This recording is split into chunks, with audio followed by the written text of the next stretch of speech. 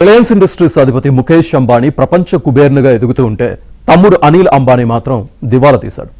బ్యాంకులకు వేల కోట్లు ఎగ్గొట్టడంతో ఆయన వెనుక కేంద్ర దర్యాప్తు సంస్థలు పడ్డాయి.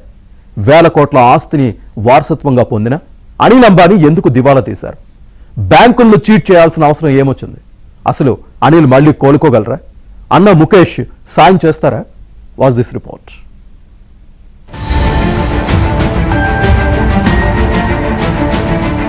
రిలయన్స్ గ్రూప్ అధిపతి అనిల్ అంబానీ కష్టాలు మరింత పెరిగాయి. ఇప్పటికే మనీ లాండరింగ్ కేసులో ఆయన పాత్రపై దర్యాప్తు చేపట్టిన ఎన్ఫోర్స్మెంట్ డైరెక్టరేట్ ఇప్పుడు పలు బ్యాంకులకు నోటీసులు జారీ చేసి వివరాలను కోరింది. వీటిలో ఆయన కంపెనీలకు చెందిన రుణ మంజూరు పత్రాలు వంటివి ఉన్నాయి.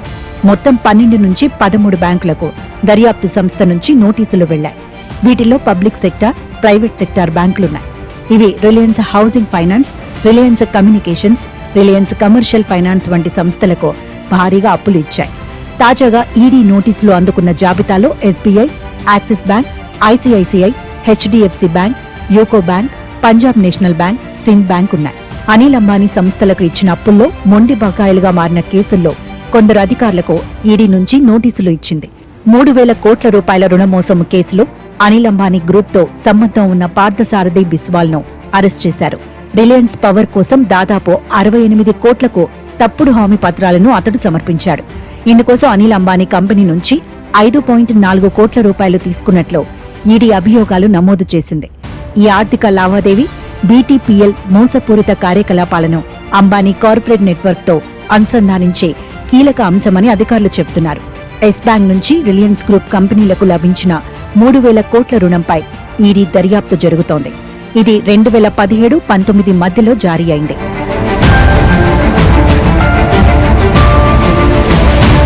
తమ ఎదుట హాజరు కావాలంటూ అనిల్ అంబానీకి ఈడీ సమన్లు జారీ చేసింది. ఆయన విదేశాలకు పారిపోకుండా లుకౌట్ సర్క్యులర్ ఇచ్చింది. ఢిల్లీలోని ఈడీ ప్రధాన కార్యాలయంలో అనిల్ అంబానీ హాజరు కావాల్సి ఉంది. మనీ లాండరింగ్ నిరోధక చట్టం కింద ఆయన వాంగ్మూలాన్ని నమోదు చేయనున్నారు. రిలయన్స్ గ్రూప్ కంపెనీలకు చెందిన కొంతమంది ఎగ్జిక్యూటివ్లకు కూడా రాబోయే రోజుల్లో సమన్లు జారీ చేయనుంది ఈడీ. కొన్నాళ్ల క్రితం ఈ గ్రూప్లోని 50 కంపెనీలకు చెందిన 35 ప్రాంతాల్లో 25 మంది వ్యక్తులపై ఈడీ సోదాలు నిర్వహించిన అనంతరం అనిల్ అంబానీకి సమన్లు జారీ చేసింది. రిలయన్స్ ఇన్ఫ్రా సహా అనిల్ అంబానీకి చెందిన పలు కంపెనీలు 17,000 కోట్ల రూపాయలకు పైగా నిధులను అక్రమంగా తరలించినట్లు ఆరోపణలొచ్చాయి. దీనికి సంబంధించే అనిల్కు ఈడీ నోటీసులిచ్చింది.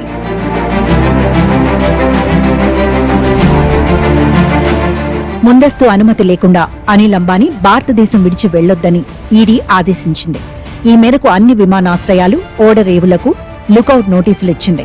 అన్న ముఖేష్ అంబానీ ఆదుకోకపోతే అనిల్ అంబానీ మునిగిపోవడం ఖాయం. నిజానికి మొదట్లో ముఖేష్ కన్నా అనిల్ అంబానీయే ఎక్కువ ధనవంతుడు. రిలయన్స్ CDMA టెక్నాలజీ ఫోన్తో ఎన్నో సంచలనాలు నమోదు చేసిన టెక్ నేత అనిల్ ఇప్పుడు మోసగాడన్న ముద్ర వేయించుకున్నాడు. ఒకప్పుడు ప్రపంచంలోనే ధనవంతుల జాబితాలో 6వ స్థానంలో నిలిచిన ఈయన ఇప్పుడు అధపాతాళానికి పడిపాడు. 1986లో తండ్రి ధీరుభాయ్ అంబానీకి స్ట్రోక్ రావడంతో 1980లలో వ్యాపార ప్రపంచంలో అనిల్ అంబానీ ఎదుగుదల ప్రారంభమైంది. రిలయన్స్ ఆర్థిక లావాదేవీల రోజువారీ నిర్వహణను అనిల్ అంబానీ చేపట్టారు. 2002లో ధీరుభాయ్ మరణం తర్వాత అనిల్ అంబానీ, అతని అన్నయ్య ముఖేష్ అంబానీ సంయుక్తంగా రిలయన్స్ కు నాయకత్వం వహించారు. 2005లో ఆస్తులను పంచుకున్నారు. అంబానీ బ్రదర్స్ మధ్య గొడవకు ప్రధాన కారణం వైవిధ్యభరిత వ్యాపార దృక్పథాలు. ముఖేష్ అంబానీ టెలికాం రంగంలో పెట్టుబడులు పెట్టాలని కోరుకున్నారు. అనిల్ అంబానీ మాత్రం విద్యుత్ ఉత్పత్తి రంగంపై దృష్టి పెట్టాలనుకున్నారు. కానీ ఆ సమయంలో రిలయన్స్ గ్రూప్ కు ఒకే ఒక్క ప్రాజెక్టులో పెట్టుబడి పెట్టే స్తోమత మాత్రమే ఉండగా చివరికి ముఖేష్ పథకం ప్రాధాన్యత పొందింది. తమ్ముడు అనిల్ అంబానీ ఆడంబరమైన జీవనశైలి ముఖేష్ కు నచ్చలేదు.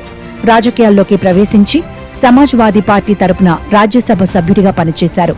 ఆయన ఫ్యాషన్, సినిమా ప్రపంచానికి చెందిన టీనా అంబానీని వివాహం చేసుకున్నారు. ముఖేష్ అంబానీకి Reliance Industries Limited, Indian Petrochemicals Corporation Limited తీసుకుని అభివృద్ధి పదంలో నడిపించారు. Anil Ambani Reliance Communications, Reliance Capital, Reliance power లాంటి కంపెనీలు దక్కాయి. అయినా అనిల్ అంబానీ విజయం సాధించలేకపోయారు.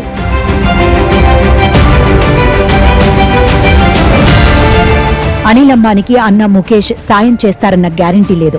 2019లో అనిల్ అప్పులు తీర్చడంతో జైలు ప్రమాదం నుంచి తప్పించారు.